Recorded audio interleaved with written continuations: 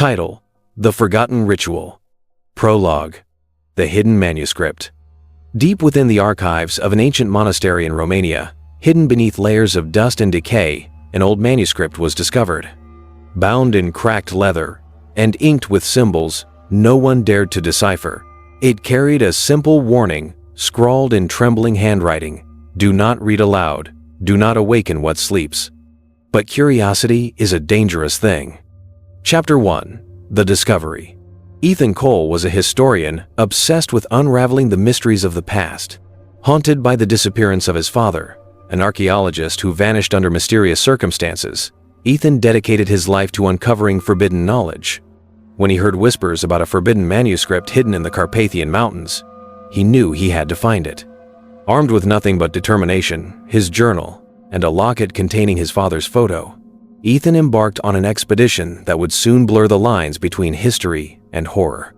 Accompanied by his skeptical colleague, Dr. Lena Vasilea, pragmatic scholar hiding the trauma of her sister's unexplained death, and a local guide named Andre, they navigated treacherous paths shrouded in mist. The monastery, crumbling under the weight of time, stood as a sentinel over secrets long buried. Its walls whispered of forgotten rituals and echoes of prayers that no god answered. Chapter 2: The Awakening. Inside the monastery, the air grew dense, heavy with dust and the faint metallic scent of decay. They found the manuscript locked within an iron chest, its surface cold to the touch, etched with symbols that seemed to writhe under flickering lantern light.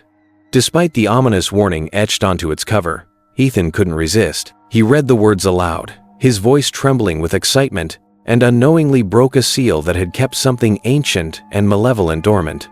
The temperature plummeted, and their breath hung in the air like specters.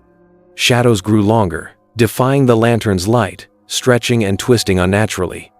A low, guttural whisper filled the room, not spoken by any of them. It crept into their minds, planting seeds of dread. The walls seemed to breathe, and the monastery itself groaned as if waking from a long sleep. Chapter 3: The Descent. They tried to leave, but the monastery had changed.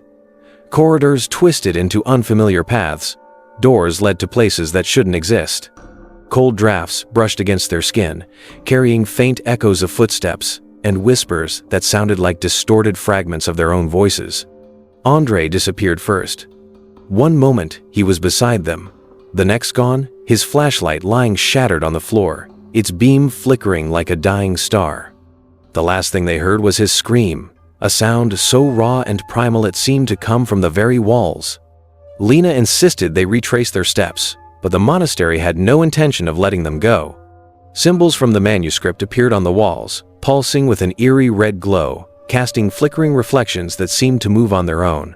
Ethan's mind unraveled with every passing hour. He heard Andre's voice calling from the darkness, pleading for help, but Lena knew better. It wasn't Andre anymore.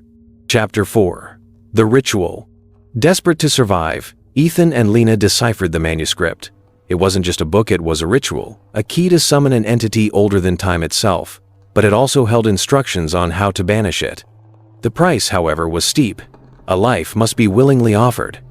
As the entity hunted them through the monastery's labyrinth, its presence grew stronger. The walls bled shadows, and the air was thick with whispers, recounting their deepest fears and regrets. Ethan realized the truth. The monastery had never been abandoned. Its previous inhabitants had performed the ritual, failed, and became part of the darkness that now pursued them. Chapter 5: The Sacrifice. Cornered in the monastery's deepest chamber, the walls pulsating as if alive, Lena made a choice. She recited the final incantation, her voice steady despite the terror clawing at her. Ethan tried to stop her, tears blurring his vision, but it was too late. The entity reached for her, and she welcomed it with open arms, her sacrifice sealing the ritual. A blinding light engulfed the room. Ethan awoke alone, Lena's final words echoing in his mind. "Remember me." Epilogue. The Survivor. Ethan returned to civilization, forever haunted by what he had seen. The manuscript had vanished, but its mark remained on his soul. He could still hear Lena's voice in the quiet moments, whispering warnings from beyond. Sometimes when the world grew silent, he felt the monastery watching him. Shadows moved just out of sight, and reflections lingered a moment too long. The ritual was over, but the darkness had found a new vessel, and it was waiting for him to open the next door.